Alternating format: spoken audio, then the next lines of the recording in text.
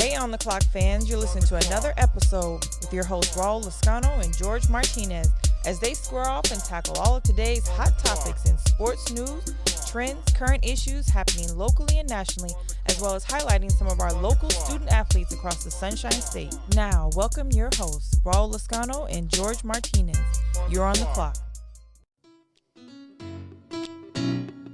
You know, today, I just woke up and I said, you know, instead of waiting on a good day,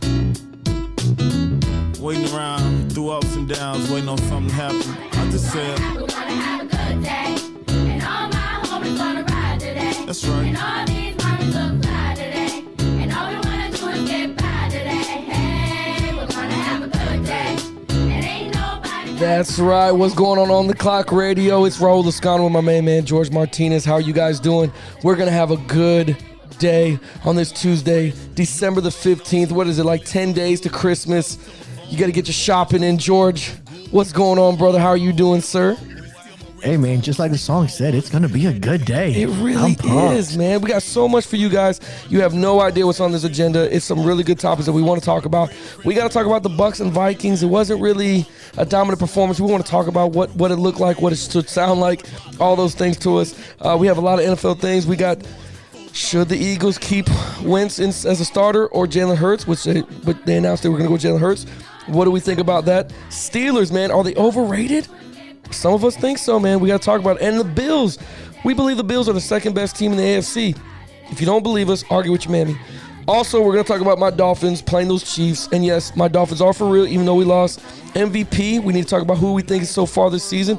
We're going to dive into the Rockets and their trade deal, the trade offer that they're offering for James Harden.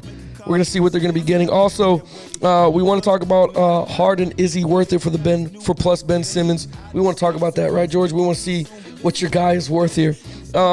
Who can beat the Lakers in the NBA? Since the NBA is starting back Christmas week, we have a lot to talk about. I don't think anybody's going to beat those Lakers.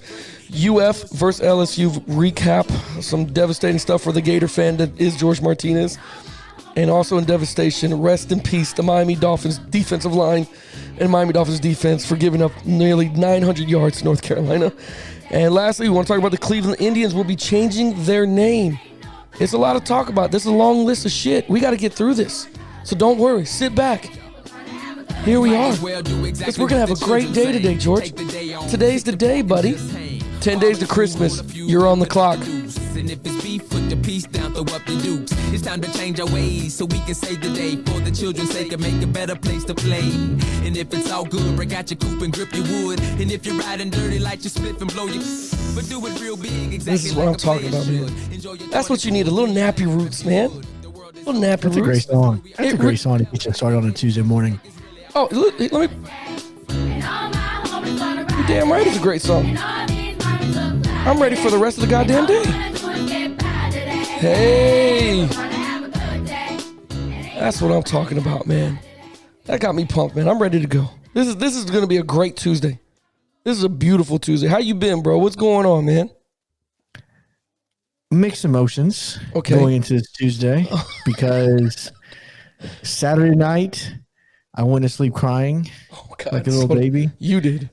Jesus. Because Florida, a DB decided to throw a shoe on 3rd and 7 that allowed LSU to kick a field goal that then later we couldn't come back from. But then my Bucs picked him back up. Yeah. On Sunday. Yeah. And my fantasy teams, I didn't have a game this week in fantasy because I have a bye week in all my leagues. Must be nice. So that's a good thing because the players that are on my team had a rough week this week. Bye week came at the right time for my team. How was your weekend? My weekend was trash. Right now, there's some North Carolina running back just still running for 970 yards. He's still out there somewhere running on ground. So the Hurricanes let me down. And you know what the sad part was? I didn't even get to watch it on Saturday. I just get the notifications from everybody talking crap because I've been talking shit to everybody, especially these Seminole fans. The Seminole fans that only seem to come out of their teepees when there's freaking something happening to the Hurricanes. They only come out here and throw the freaking, shots at me that the Miami Hurricanes are losing and whatever. Okay, fine, whatever. So I didn't get to do that. But on Sunday, I record the games because, every Saturday my kids play football for the Jags. That's right. So the Tampa Jags, shout out to the Tampa Jags. They play every Saturday, the best team in the city, and I can't watch it. So I record the games. Let me tell you something. Don't do that anymore. You can record the game, but if your team lost, don't watch that. Especially when Just you give delete it. it. Oh my Just god. delete it. It was like watch. You know what's funny? I was so. I don't know if you've ever done this. I was so mad on Sunday because I watched it earlier. Everybody was still asleep. I watched it like 8:00 in the morning. I only watched the first half. I was so angry that I was nitpicking the kids and their stuff around the room. Like, why is this freaking T-shirt? Why is it not folded like I told you to? They had nothing to do with the fight. They had nothing to do with that, with the Miami Hurricanes. But other than that, it was a good weekend, man. A good day at work yesterday. I'm okay, man. I'm fine. There's a lot of stuff going on in the NFL and around sports just in general, man. The first thing, let's get it off the topic. Let's talk about your Bucks and the Vikings, man. We both discussed that you definitely called it. You said your Bucks are going to beat the Vikings. I thought it was going to be a better game than that. I thought Minnesota would play a better game. What do you think? You think the Bucks won that, or the Vikings didn't play well? What is your feelings? Well, early parts of the game, the Vikings just ran down the Bucks' throat. Yeah, they did. Early in the game. I think it was the end of the first quarter, and Dalvin Cook had like 80 yards rushing already. Mm-hmm. The Bucks haven't allowed 80 yards rushing in a single game in like a year and a half. Right. Let alone to one guy. And I'm thinking it's gonna be problems. Yeah. We're going to lose this game. But then, like and the Cowboys, sorry, I know the Cowboys just beat the Bengals and they feel good about themselves, and I'm about to bring them back down. Whenever you need someone to mess something up, you can always rely on a former Dallas Cowboys player to bail you out. Really? And in this situation, it was Dane Bailey. Dane Bailey's a kicker for the Vikings, right. Longtime kicker for the Dallas Cowboys. He's actually in the top 4, believe it or not, in NFL history in kicking percentage. The guy's good. Well, I don't know what it is about Tampa, because Tampa, I mean, as a Bucks kicker, we've struggled to kick field goals. Not this year, but we typically have struggled to make field goals in Tampa.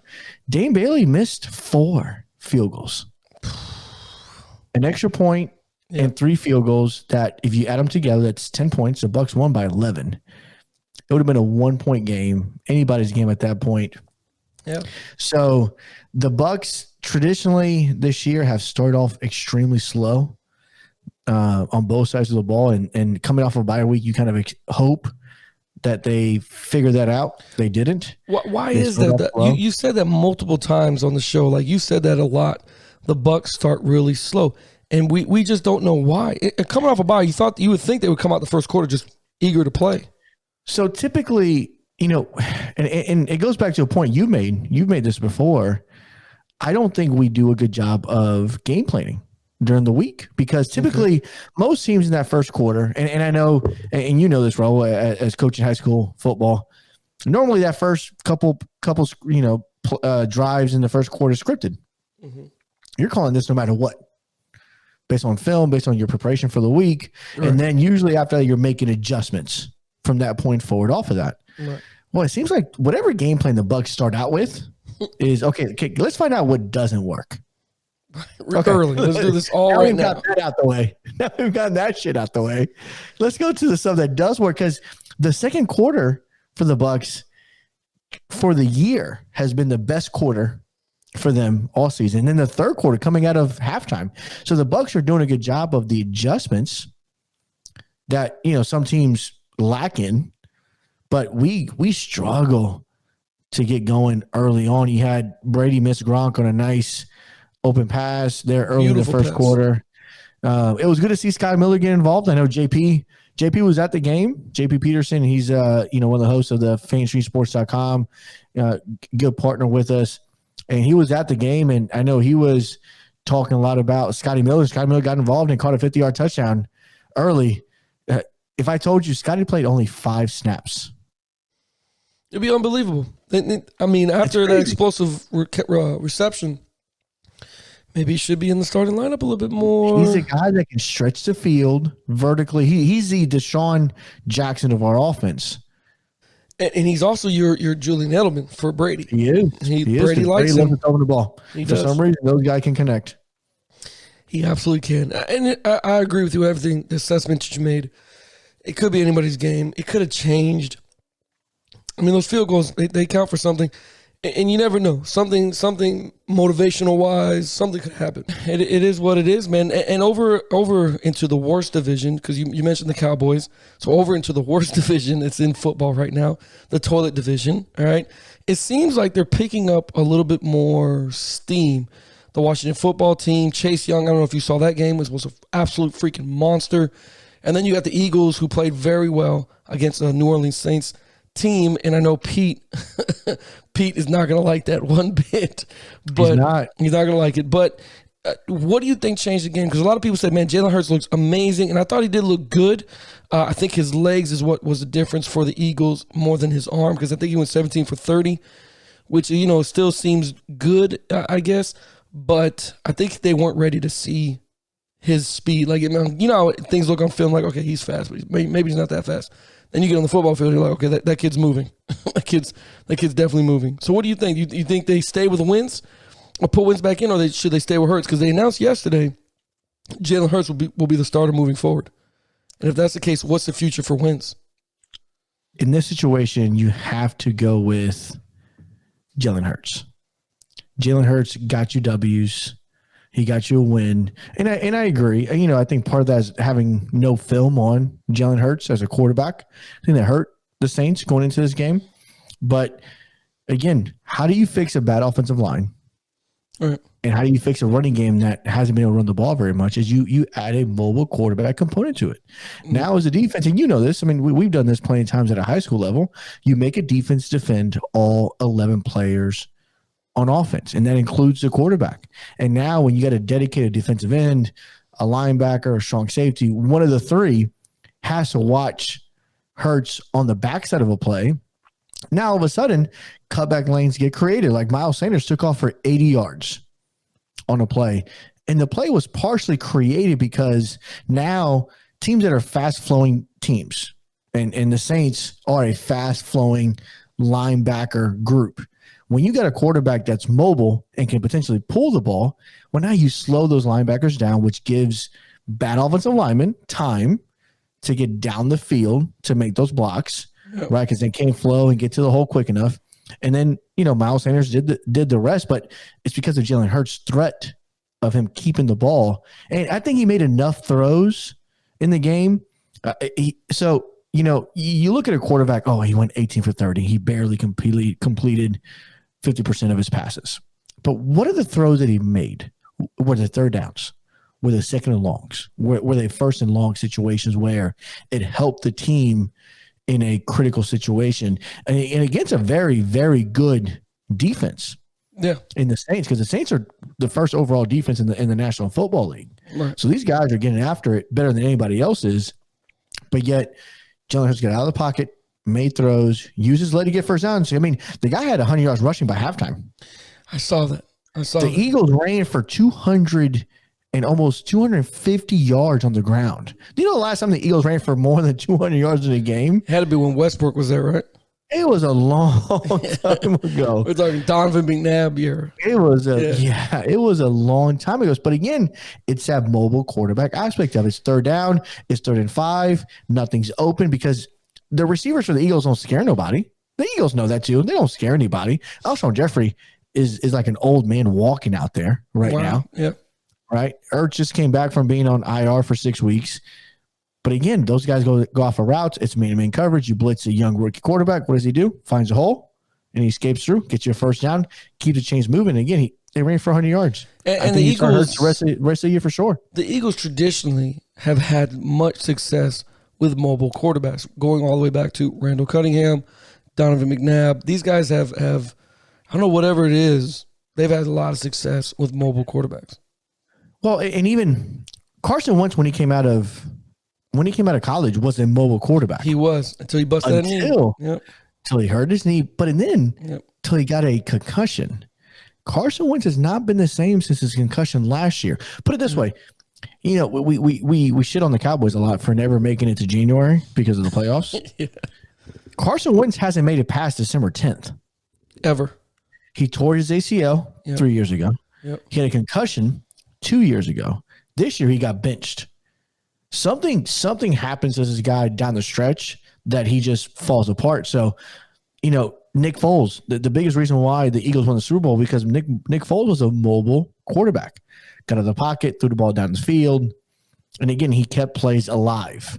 In today's NFL, these quarterbacks, the Kyler Murrays or Russell Wilsons, you know, those guys, the reason why they're so good, Aaron Rodgers, Patrick Mahomes, is because they have the ability to extend plays longer than they originally thought, and they can make plays down the field. I totally agree with you. And I'm excited to see what Jalen Hurts can do and what Doug Peterson's going to have for the young man and see where this goes. You know what I mean? I'm interested to see how far this goes. And if they bring in other weapons for the kid when the season's over in the draft, what kind of trades they're going to do for him.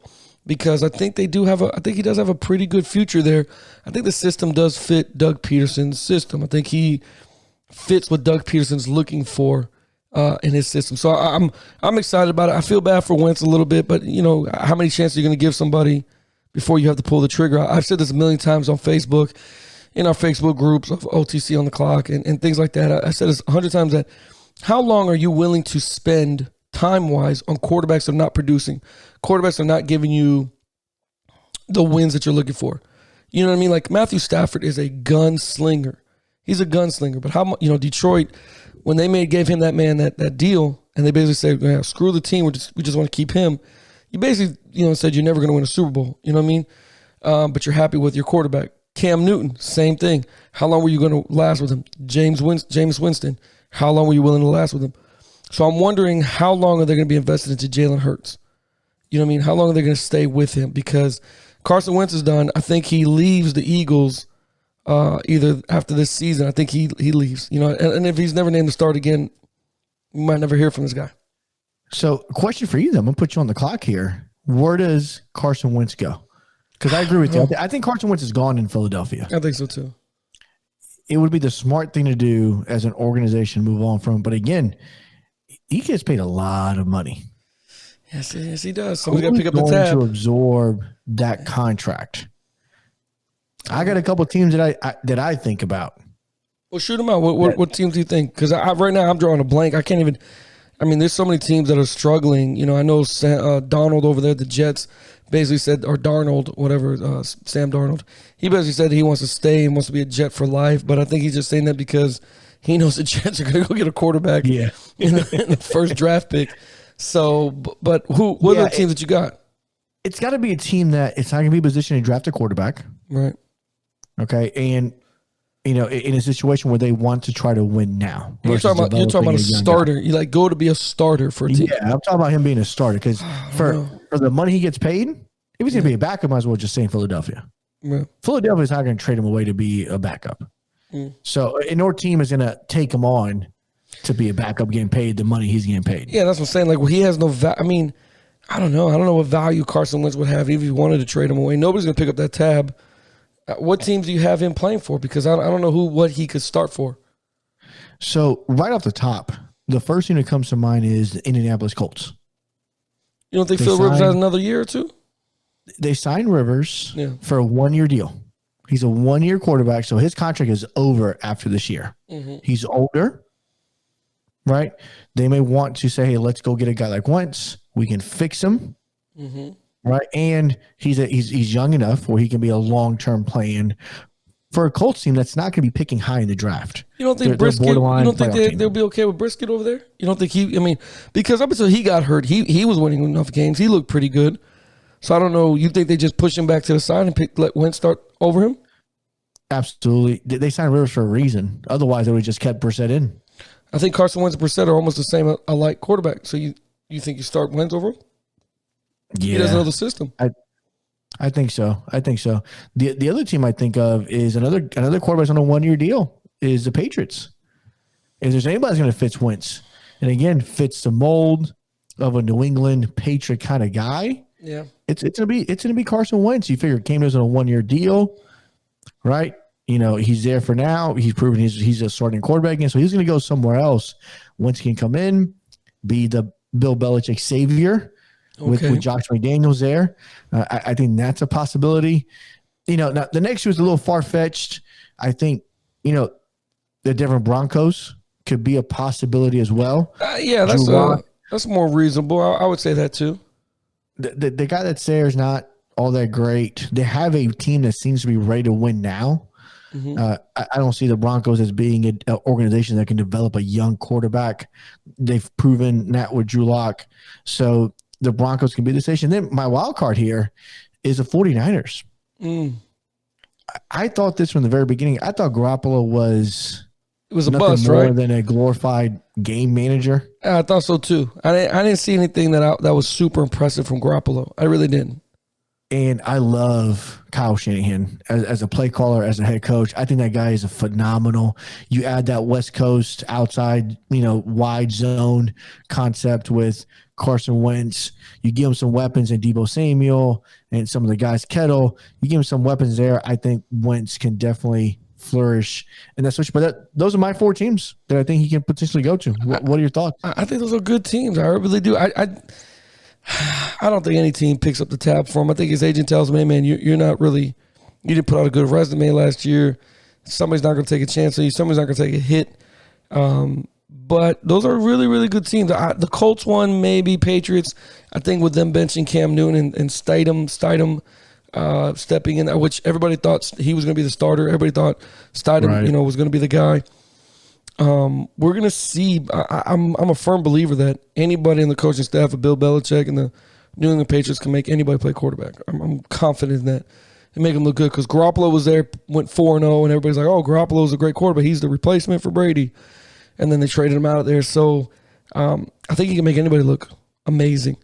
But again, it's because of the game planning, the preparation that Bill puts into each and every single day and every single week. Those are good teams. Those aren't horrible teams for him. I just feel bad for the guy. He has many, many opportunities. And just like the NFL, the NFL's cruel, man. It's not easy. It's tough. It's all about business. It's all about, we said this to our athletes in high school, and going on to college. Your greatest ability is availability. Like if you're available to play, then you're good to go. That's your biggest asset. You might be able to run the 40. You might be able to bench press 400 pounds. You might be able to squat and jump and have a great vertical. But if you're not available to play the game, then your ability sucks.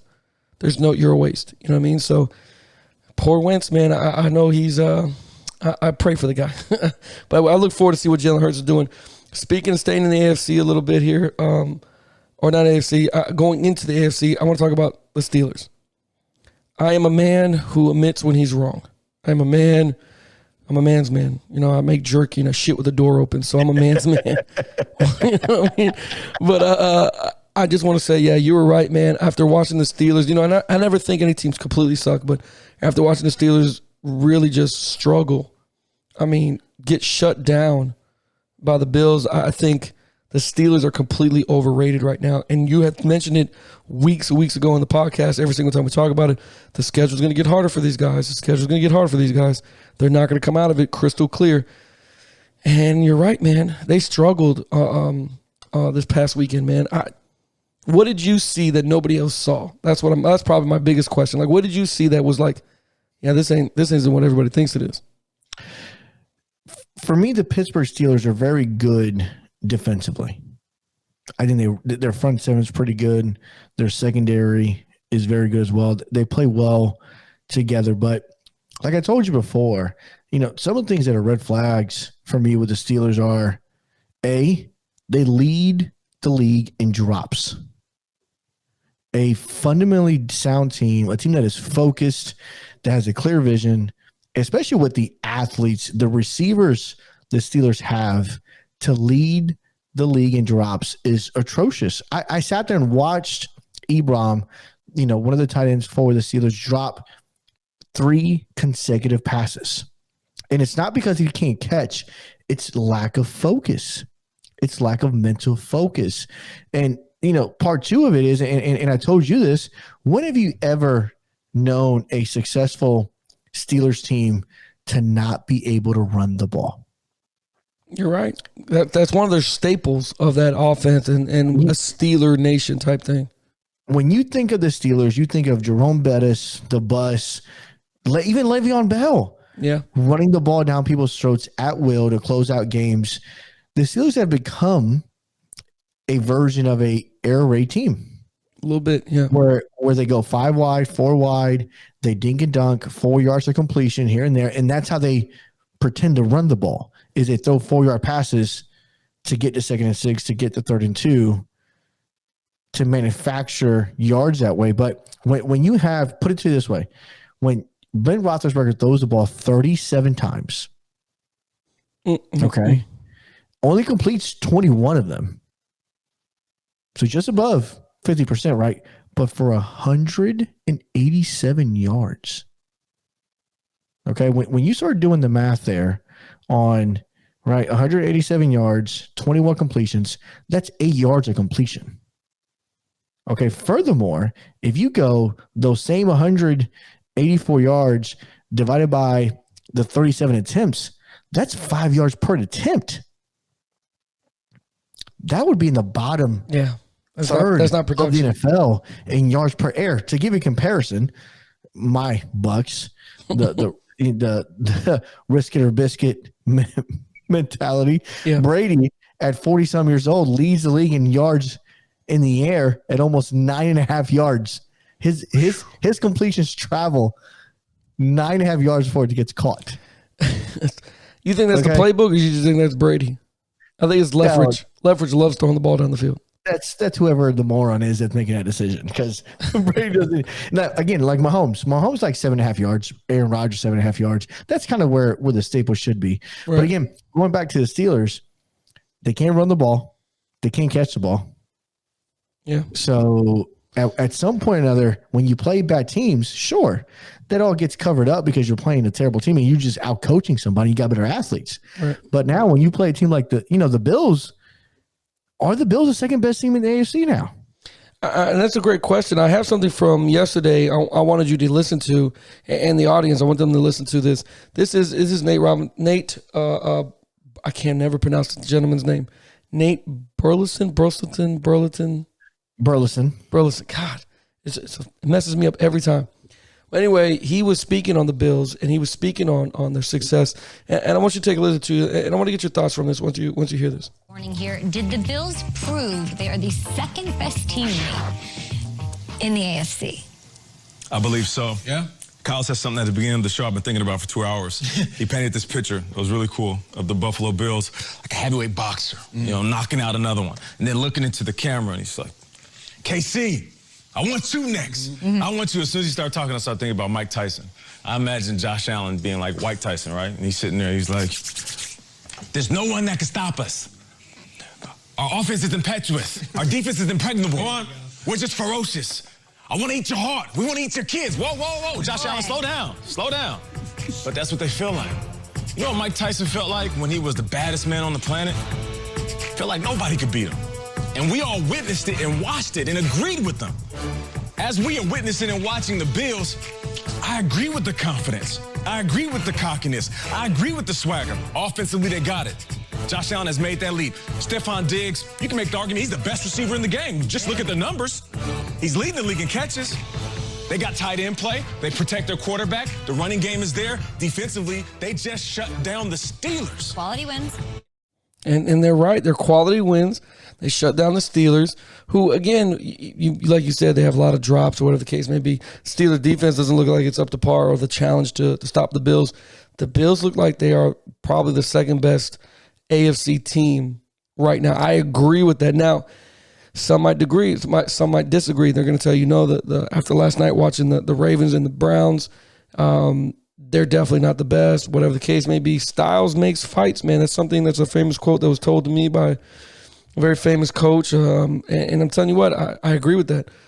I think the Bills are for real, man. I think we're looking at the Jim Kelly, Thurman Thomas era, and we just don't know it yet. You know what I mean? Because they're beating up quality teams now. They're not just playing anybody horrible. What do you think, man? What are your thoughts? Because can the Bills make a legit run in the playoffs? Can they make a legit run? Because everything's great in the season. It's about when you get that ticket to the dance. Can you make a run for the Super Bowl? I'm gonna break your heart, and I feel bad because Raheem Monroe, he's a listener of the show, and he's part of the Bills Mafia. Oh my God, he's gonna post all day today. But I'm gonna go back to something that I told you earlier about the Steelers and why they are not the second best team. Now, I give the Bills credit. They went out and did what the Ravens should have done. Mm-hmm. They went out and got Josh Allen a receiver to throw the ball to and Stephon Diggs. Right. Young quarterback, great arm, strong arm, mobile. The downside to the Bills is similar to the Steelers. They cannot run the ball. Okay. They, in this game against the Steelers, the Bills are better than the Steelers, but I think the Bills are the third best team in the AFC. I think the Steelers are maybe the fourth, maybe the fifth best team in the AFC because I think the Colts are up there as well. I think your Dolphins are up there as well. But again, the Dolphins can't run the ball to save their life either. Yeah, we struggle. The team that I have up there, again, and they proved it last year, is the Tennessee Titans. Running the ball late in the season matters. And when you have a guy like Derrick Henry, who, by the way, only ran for 180 yards this weekend and shredded a team, right? Single-handedly beat the Ravens in overtime to score. To me, and again, I'm not a fan of Tannehill. I don't think Tannehill is that good. I never have been either, man. I never have been either. I hate the Dolphins for drafting him. But I think he fits their system. He's a game manager, play action pass, throw a couple balls to A.J. Brown. He's like a Brad Johnson, Trent Dilfer 2.0. Yeah, absolutely. You know what I mean? Yeah, absolutely he is. But running games matter in the playoffs because you slow these teams that throw the ball so much, they can't keep you off the field because they don't have a running game. Extending drives. Yeah, that's what it's about. Now, the Bills have the chance, have the ability. Devin Singletary is pretty good. Zach Moss is pretty good. They're just not committed to run the ball because, it's sexy to throw the ball. That's what's hot. That's what's nice. And, Patrick Mahomes does it. The Steelers try to do it. The Bills try to do it. But I think going into January, they'll all be home. To me, it's either going to be Patrick Mahomes and the Kansas City Chiefs or the Tennessee Titans going to the Super Bowl. And that's all legit. That's all possible that can happen. Raheem is definitely going to be in your inbox later on today telling you that you're nuts and you're crazy. But it is true. Speaking of passing the ball, I also think, and this is my personal, I think when you have a football player, and let's see if you know what I'm talking about. When you have a football player run to the middle of your football field on your freaking emblem before the game, and you're dancing on their emblem to do TikToks, it motivates them. It motivates teams. I don't care who you are. Nobody likes that shit. I don't care if you're doing the stupid TikTok dance. Juju is going to get this team to a 3-game losing streak if he keeps running on people's logos. It's ridiculous to watch this. And then the dance that you're doing, your little it looks like you're scuffing up the emblem. Remember how pissed off we were when the playoff with Bayside? Absolutely. What the Bayside team? If you guys don't, well, you probably don't know. When we played our playoff game, before the game happened, they're just digging their cleats in and rubbing out the emblem in the middle of the field, and you're like, yo, what disrespectful little shits is this? Like this, your coach promotes this? Because I haven't seen Mike Tomlin discipline him about any of it. You know what I mean? It does look like it's harmless, but you definitely give him motivation to other people who take pride in that stuff. So I don't know, man. The Bills look real. The Bills look tough. I don't think it's very easy to get by them. But we're gonna see, man. We're definitely gonna see how well it is and how far they can go. I don't think in that division my Dolphins can really keep up with them. I mean, we played well against the Chiefs on Sunday, but I don't think we can. I really don't think we're 2 years away from being a competitive team. That's what I think. I think we're 2 years away from there. Yeah, and I definitely think Brian Flores is coaching his butt off. Oh yeah, man. He's doing a great job. Again, like I mentioned earlier, the Dolphins don't have a running game either. No, we don't have shit. We're trying to find ourselves, and in doing so, we're playing together a little bit more. I hope we go out and get a running back that can really help Tua bring his game together. Because, you know, a young quarterback, you definitely just want him to manage the game a little bit. But we'll see, man. I don't know. Well, and that's tough because I mean, I think Tua needs more weapons. I think Tua needs a speedster on the outside. I think Devontae Parker's great as a possession guy, but you need someone that can stretch the field vertically. Then they found their tight end. I think defensively they're playing well because that's what's keeping them in these games right now.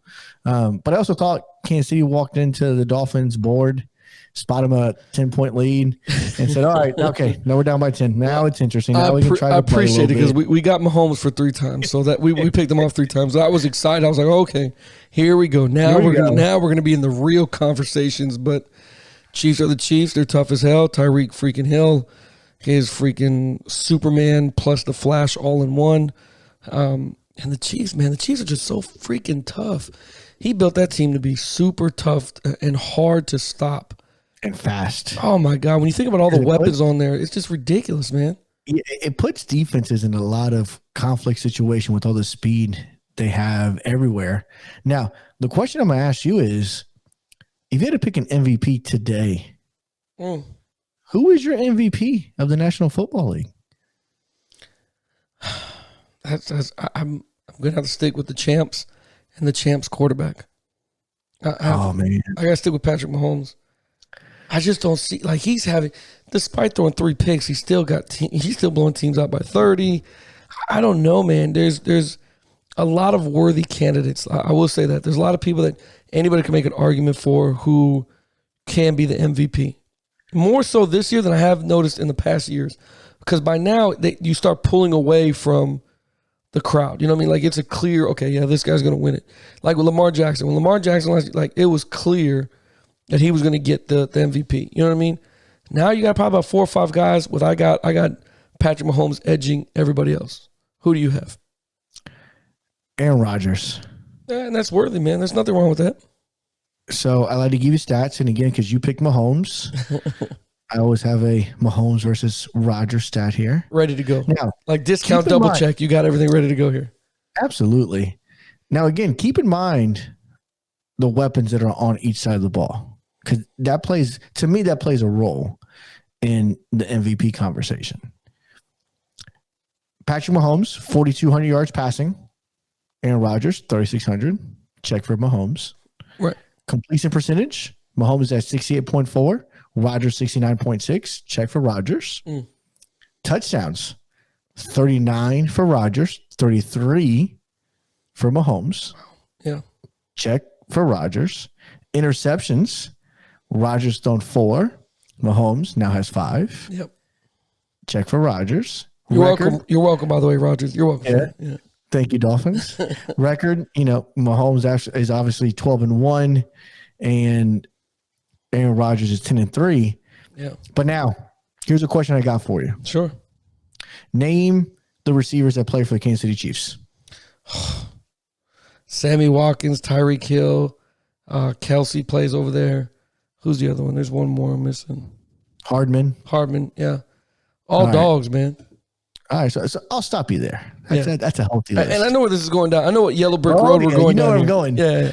Name the receivers that play for the Green Bay Packers. Devontae Adams is the only receiver I can lie. He's the only one I know about. I know, last year was Geronimo Allison, but now he's literally doing with nothing, just like Brady was doing it all those years. So, statistically speaking, right, Aaron Rodgers has 39 touchdowns to Mahomes. If you put Aaron Rodgers in Kansas City, does he do better than Patrick Mahomes? Oh my God, probably. If the answer is yes, then but Aaron Rodgers is your MVP right now. Think about that though, bro. Maybe not. Well, I don't want to come out the mouth sounding stupid because I'll get another 15 emails and Twitter messages. But how dumb. Twitter loves to come at you, boy. Oh my God, it's ridiculous. But because I almost spit out my mouth. You're gonna laugh. I almost put out my mouth. You can put anybody at quarterback for the Kansas City. No, the fuck you can't. You can't put Trubisky back there. Yeah. No, the fuck you put James back there. He has 40 interceptions instead of 30. He's doing a 40 impersonation now. That's a very good analogy, good point, because when you think about it, if Mahomes had the same amount of years that Aaron Rodgers had with the experience and the things like that, I think he can do just as good. Now, if we're talking about right now, no, I don't think he can.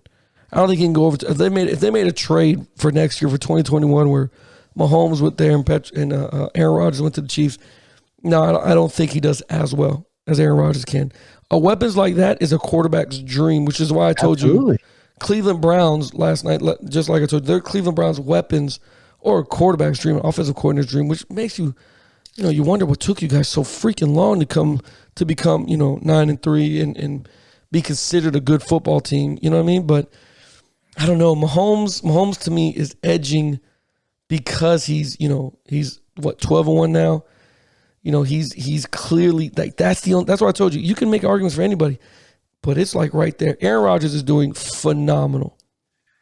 He's doing phenomenal. So I can't take it completely away, but a little edge. There's a you got to get the wins. So I'm gonna ask you another question because you were recently on that Martinker Madiger show. Oh God, yes.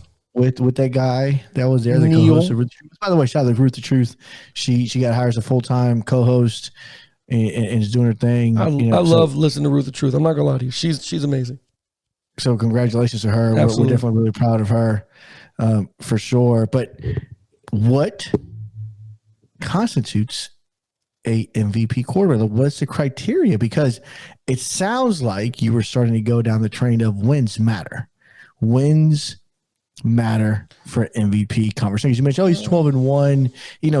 He's getting to that point where now it's almost like he's the clear cut guy because of where he's put his team going into the postseason. So what's that criteria? Well, that's for you as an MVP candidate. What do you look at? Well, and that's what I'm not going to be hypocritical. Say wins completely matter. I think they do play a small part. I'm just saying if you're going to check all these boxes, like you were going down the stats, right? You're going down completions and you're going down touchdowns, you're going down yardage, you're going all these things, and you see clearly it's going back and forth.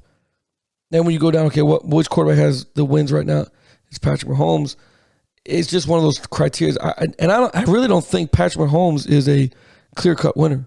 I really don't think he's even separate. That's why I told you at the beginning, you can make an argument for three different other quarterbacks. You know what I mean? You can, and again, most valuable player doesn't necessarily mean the most winning quarterback. You know what I'm saying? Who is the most valuable player on your team? I don't know, man. Because you can make an argument for Russell Wilson.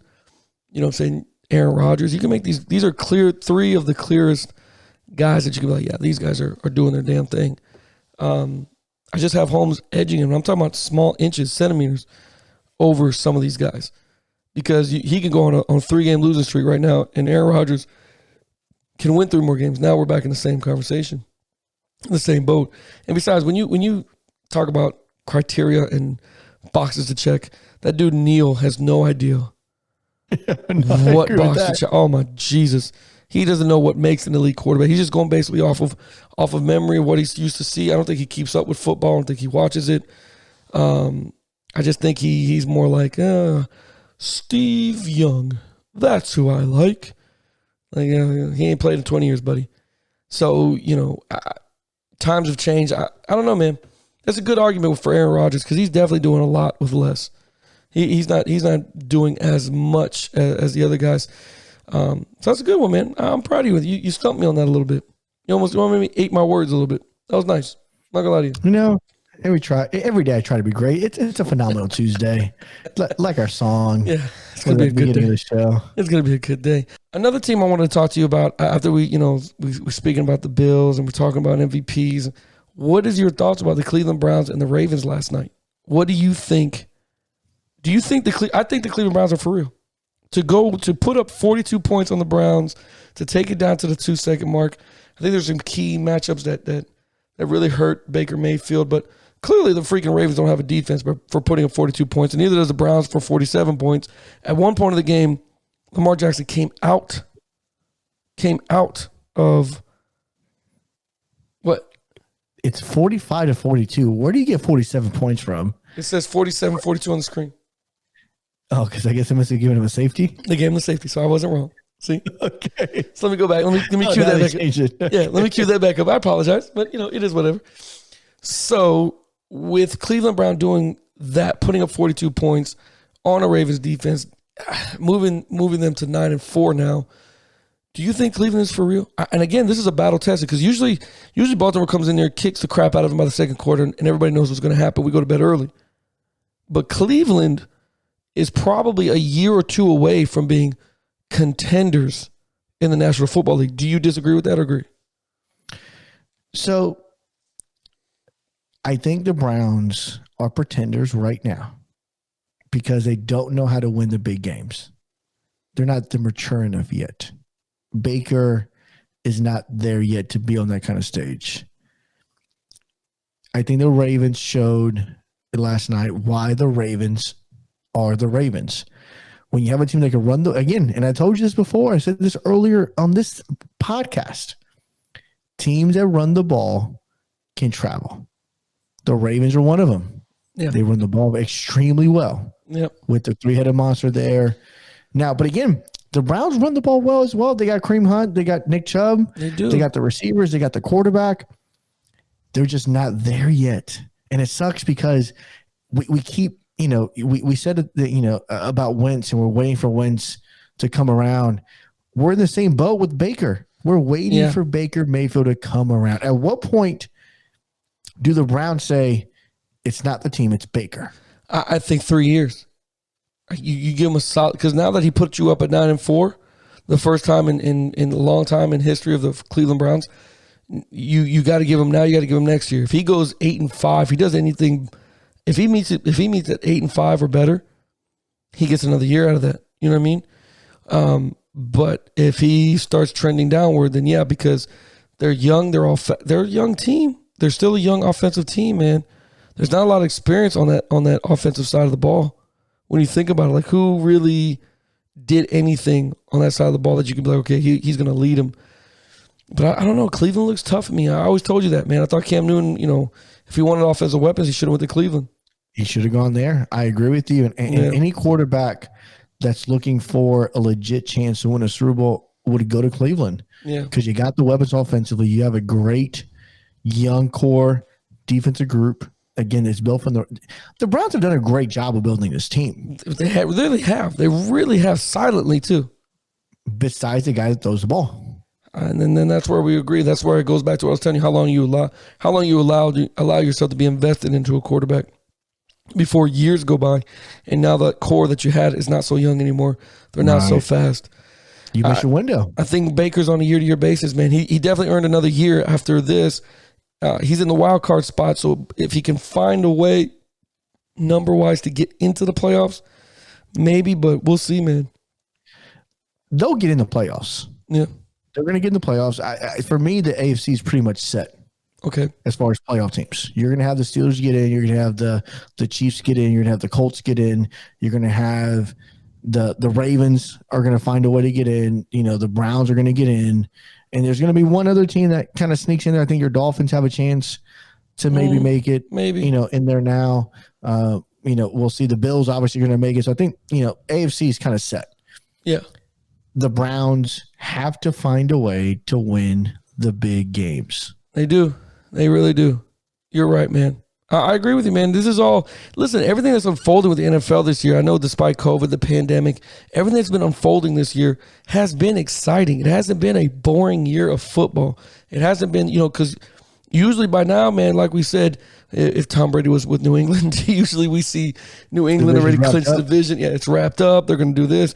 We see the front runners already extending their leads and understanding, okay, these are the teams, these are the matchups. We can numerically see that. But when you look at these AFC, everybody's 9-4, 8-5. Like, it's been a tough year. Everybody's been playing really tough. And a lot of games could have gone either way for a lot of these teams. So it's still exciting. It's great to see everything unfold, and I'm excited for 2021. I'm excited to see who gets into the Super Bowl and who's going to play for the championship. Switching over from football to basketball a little bit, one of the things that we talked about, which we were pretty shocked. I know you know more about this than I do. You were telling me about it, but was the Rockets demanding like 3 first-round picks plus Ben Simmons in order to get Harden? Was that clear? Is that what it was? That is correct. Does that not seem like a lot? That's the definition of asking for the house. Yeah, that's right. Like give me your firstborn's blood or whatever. Like, give me your firstborn. Like, That seems like a lot. Yeah, I mean, so Philadelphia is one of the teams that Harden has named as one of his preferred destinations to be traded because he allegedly wants to get out of Houston. Yeah, he does. And Philadelphia said, "Okay, we'll play. What do you want?"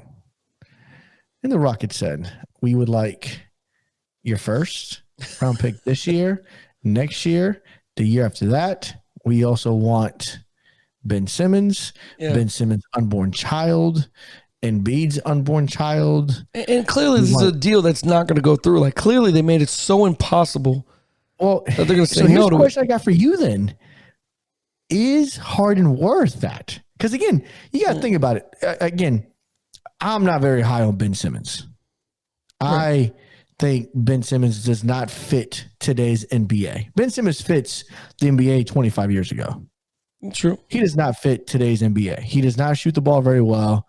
He's a guard / small forward who can't really stretch the basketball court. He can't shoot a three to save his life, even though he keeps working on it. But at the end of the day, people are who they are. He's not a shooter to begin with. He's a distributor. He's a passer. Is Harden worth Ben Simmons and the 3 future first round picks? Hell no, because what's not to say that he likes the team that he went to? Like, what does it say that he wants to leave after 1 year? And you're obligated for these 3 first round. Oh, freak no, man. Houston knows what it's doing. They're trying to make these impossible trades so he doesn't go anywhere to discourage him a little bit. You know what I mean? I don't think I don't know. I don't think he's worth it. He at one point he was supposed to be coming down to Miami, which would have been nice, but we're not giving him 3 first round picks. That reminds me of like the Mike Ditka deal that he did for Ricky Williams. Remember? I remember that. He gave like 5 years of freaking first round picks plus 2 years of second round pick just to get 1 running back, which, Ricky Williams is worth it, but not worth that much. Like that's a lot to give up because you put your franchise in a world of hurt, man. If the Rockets were to, if I don't know, I can't say that. If they do that, that's crazy. Whatever team does it is, you can guarantee they're going to go all in by getting other players to try to match up with the Lakers. You know what I mean? If I'm Philadelphia, I do this immediately. I don't know. They've been doing this, though. They go get these big players, these big names. But think about it. The NBA, first draft picks in the NBA don't mean anything, in my opinion. These guys, it doesn't mean a damn thing. Oh, I agree with you. You could really pick up a street baller and do the same thing. It does not matter. The NBA is a free agency league. It is. That is where championships are won and lost. It is not in the draft. So, I agree. For me, trade it. Ben Simmons can't shoot. He's overrated. Now you add a perimeter shooter with Embiid that's playing down low. You got pieces there. You got Tobias Harris there as well still that can play the 3 or the 4. Now I think you start to build a little nucleus there of especially in the East, that again, your Heat are contenders. Yes. But outside the Heat, the Celtics, maybe the Raptors, you don't really have a whole lot of teams to compete with. You flip it to the other side with the Lakers in the Western Conference, it's a loaded conference. It is. Where if Harden's ever going to make it to the NBA Finals, it's going to be on the East. I don't think he's going to make it in the West. I completely freaking agree with you. I agree. I just, Harden, he's a good basketball player, man. I just don't know if he's worth, I don't know if he's worth it. Whatever team does, do it. 76ers do that. Like they're going to trade away. Because the 76ers, remember, they went all in a couple years ago. They were trying to get all the guys. Yeah, when they got Jimmy Butler. Right. That's when they had JJ Redick. Yep. I mean, they had Al Horford. They had a lot of big name guys, but they were older. They couldn't keep up with the youngsters running up and down the court. Jimmy Butler was the only guy that was younger that can keep up. How many years do you think Harden has left? Do you think he has enough left to go? 4 or 5 years from now? Offensively, yeah. I think offensively, Harden has about another 4 years of solid production before he starts to kind of drop off a little bit.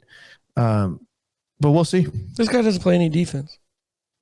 No, he does not. It's literally 5-on-4 every time there's transition. Oh, absolutely it is. So I don't know if Harden's worth. I wouldn't pick him, but I know these teams have to do what they have to do because there's a powerhouse over in the West that's led by probably the greatest basketball player, arguably the greatest basketball player of this generation.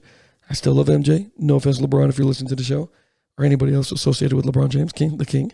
But LeBron James is one of the greatest players of our generation right now, and he has a fire team over there in LA. So everybody that's really, they got to gear up to try to get everything done. Like that's a super powerhouse for the next 5 to 6 years. Easy 5 or 6 years. And guys that get older, they'll cycle another guy in, just like the Chicago Bulls did. Like we'll just cycle somebody else in that does this really well. So we'll see, man. That's do you think there's anybody that can beat the Lakers? And if so, who? Before Klay Thompson got injured and he tore his Achilles, I would have told you the Golden State Warriors. Because if there's something that the Lakers struggle with is the Lakers aren't a perimeter shooting team. They want to play the half-court game. They want to get the ball into AD, play the pick and roll with him and LeBron. Every now and then kick it out to open shooter. But they're not a predominant three-point shooting team like the Warriors are. The Golden State Warriors are going to jack it up 50 times a game. Right. And make 50% of those shots. They're that good. Now that he's not there, I still don't believe in the Clippers, even with Kawhi and Paul George, which Paul George signed a new contract he wants to apparently retire as a Clipper. We're going to get to that in a second. Yeah. Here's my dark horse. Okay. And I got 2 of them. The Denver Nuggets and the Utah Jazz. For Harden to go to. No. To beat the Lakers. To beat the Lakers? If there's a team that has a chance to beat and I'll add a third one, the Dallas Mavericks, because I'm a big fan of Luka. Okay. I like the Mavericks. I don't like Utah. You don't like Utah at all? I don't like Utah. I don't know why. I don't know what I saw them play in the bubble. I don't know. I didn't like them too much. I like Dallas though. They got something special brewing down there. I like him a lot. I like Dallas a lot. And I don't know if you saw recently, I'm always a fan of people doing the right thing for others. The Dallas Mavericks owner, Mark Cuban, signed J.J. Barea to a contract. It was $2.6 million, and then he released him. So he was going to release him regardless. Oh, so he basically gave him free $2 million. He just gave him a free $2.6 million because all contracts in the NBA are guaranteed. Mm-hmm. Side note, fun fact for the listeners that don't know this. It's not like the NFL where it's partially or some of it or it's negotiable. In the NBA, they're all guaranteed. So Mark Cuban signed him to that contract for $2.6 million, then cut him as a thank you for what he's done for the organization. Yeah, that's what's up, man. That's something Pat Riley would do. Like Miami would do that. There's very few organizations that would do that type of thing. I'm gonna be honest with you. I never saw that coming out of Mark Cuban. I will be honest with you. When I see him, he's always a little larger than life or passionate, as I can say. So I didn't expect him to do that. That's freaking dope, man. That's doing people right. That's what's up, man. So we'll see who beats the Lakers. LeBron James looks like the whole Lakers team is on steroids right now. So it's going to be amazing to watch this NBA that's coming back up Christmas week, right? It should be back here Christmas week. Christmas week, yeah. Right now they're playing the preseason games. Again, their final tune-ups here before the year officially kicks off. But yeah, Christmas week, it all kicks off, and the Lakers will be a primetime television. It will, man, and it's going to be dope. I want to talk about something with you, but I don't know how to say this. I don't even know how to transition into this because this is where the low point of the show goes. It's about 43 minutes in, and we're going to talk about my Miami Hurricanes. There's something I have to get off my chest here. I have to get on my chest because you and I both. The low point's going to hit us hard. This is where the part of the show, if you're listening, I understand if you're in your car crying. If you're a Hurricane fan and you're crying. We're a Gator fan. Oh, my goodness. We're crying together. We're all in this looped in this together, this vicious ass whooping we both got here.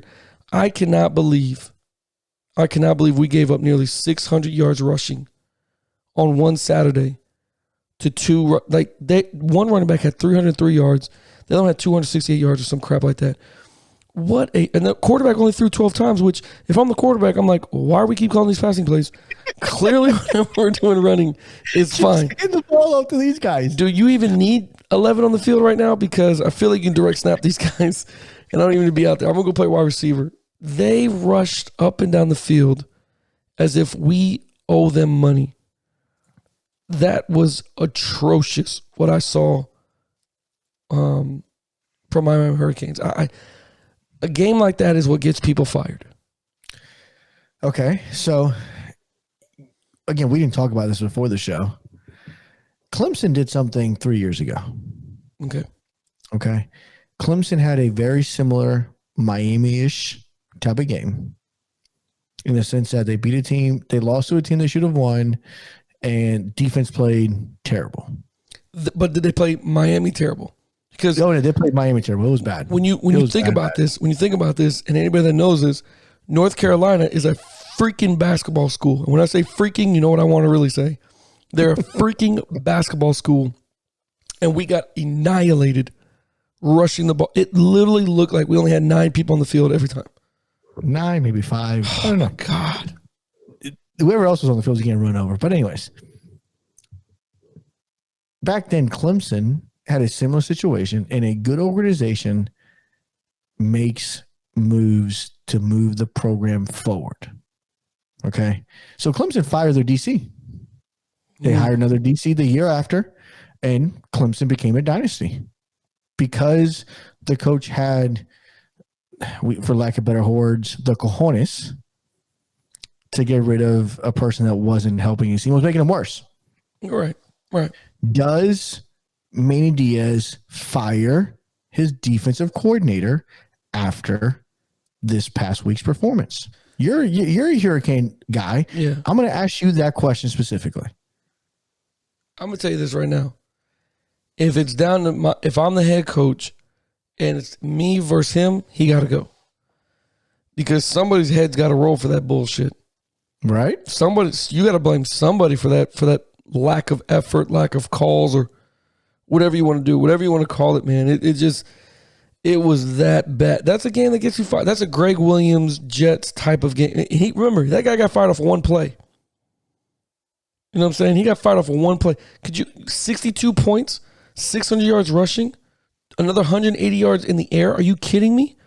Total offense was 800-some yards. Get the freak out of here. We got annihilated. It literally looked like a varsity youth football team playing against a 8U state championship. It was ridiculous, bro. Like Mike Tyson fighting an infant in a baby chair holding a fucking lollipop.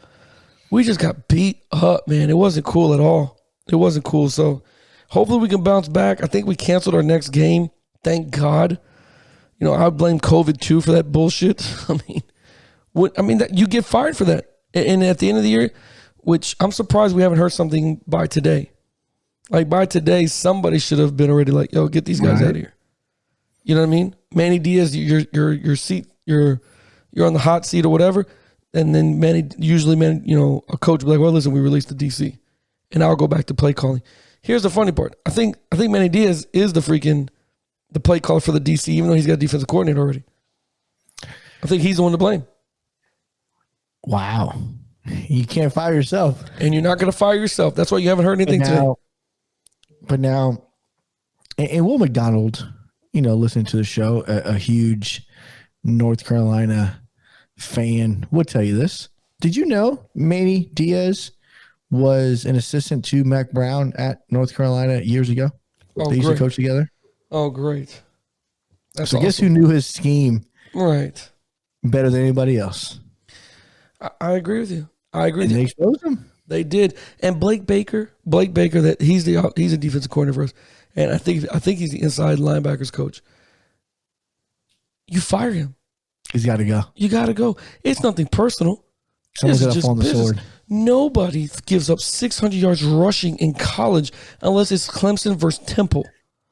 Alabama It's like versus Notre Dame, Rutgers. or it's like Army versus Navy because that's all they do is run the That's ball. all they do. They do the triple option. They do the wing tee. Okay, I can understand those games. There's no, and North Carolina, God bless you, every year gives a goddamn problem, and I don't know what we have to do because Clemson got over this hump.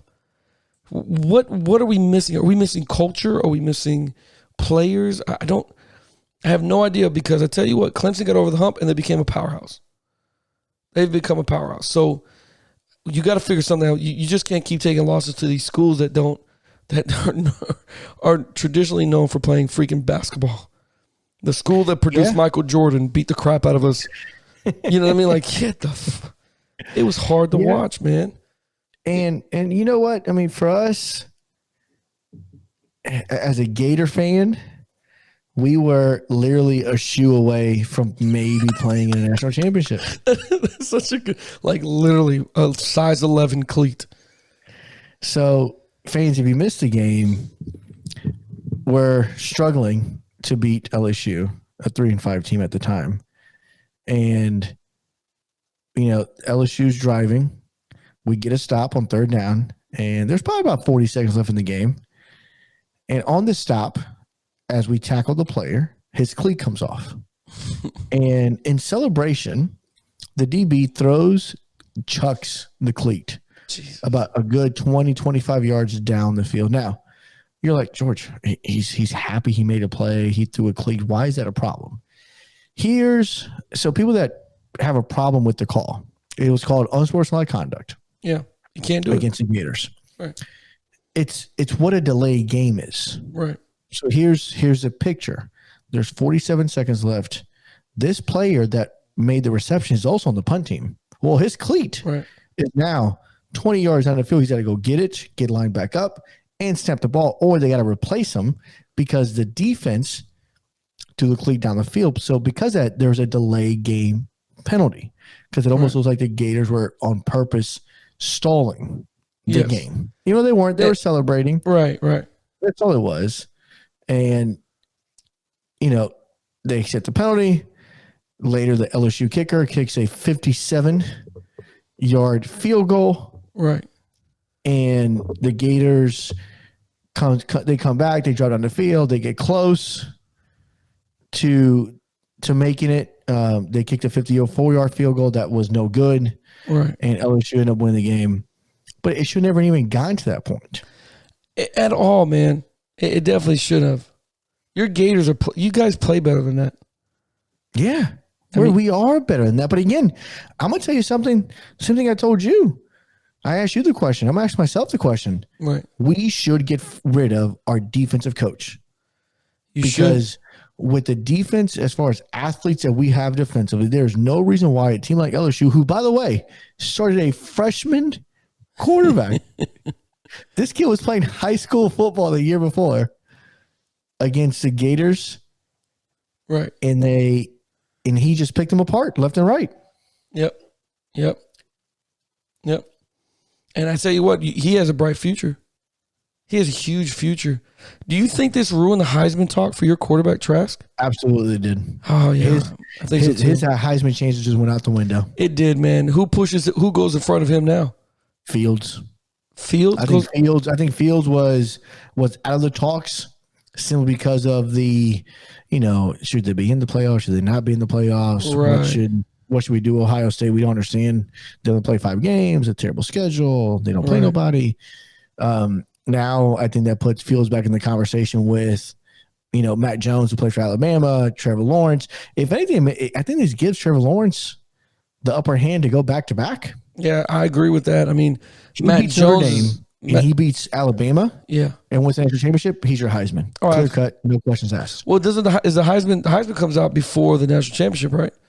It does. They declare it, right? If he beats Notre Dame, gets in the playoffs, and beats Ohio State, or whoever they play to play Alabama, I think he comes out and he's a Heisman Trophy winner. Do you think Matt Jones is pretty close to him? Can Trevor Lawrence afford to have a bad game against Notre Dame and then Matt Jones push in front of him? No, because I don't think Matt Jones is a sexy name for voters. And I don't say because of his name. what has he done? Right. Like, what has he actually done? He's relied on a great running game and a great defense. He's managing the game. Yeah. All Matt Jones has done is manage the game. Matt Jones, to me, gets considered for a Heisman if he comes back and helps his team win a game. He hasn't had to do that yet. They've been blowing everybody up by 30 points a game. At that point, everything's easy. Yeah, you're right. And you, I hope Trevor Lawrence destroys Notre Dame, by the way. Like, that's the game I'm looking forward to. Like, I can't wait to see this. You're going to get it this Saturday. Oh, my goodness. Notre Dame squeaked out of that one because they started a freshman quarterback. Now we're going to see who's the better team. You know what I mean? I want to keep going, George, but that is actually all the time that we have, man. I hope you enjoy your Tuesday, man. I know I'm going to enjoy it. I'm going to have a good day, just like the Nappy Roots told me to do. I'm going to have a great day. Everybody that's out there listening, listen, man, be safe. Take care of your families. Enjoy Christmas. Don't argue. Don't fight. Make some good eggnog. Put up the Christmas tree. You haven't done it yet because it's only 10 days. Don't be a lame sherm. Put up the Christmas tree. Enjoy each other and make sure you wear your mask. Yeah, guys. And again, if you enjoyed today's podcast, tell a friend. We're doing a giveaway here in the month of December for every new subscriber that subscribes to our show. Send us a screenshot of you subscribing to the show. We're donating $5 a pop to Toys for Tots for this year. We're trying to do some good here in the month of December. So tell a friend, share the podcast, send us an email if you have any questions or thoughts or want to join the show at ontheclock20@gmail.com. Join the debate. Visit our Facebook page at otcsportstalk.com. Visit our website at otcsportstalk.com as well. Until next time, you're on the clock.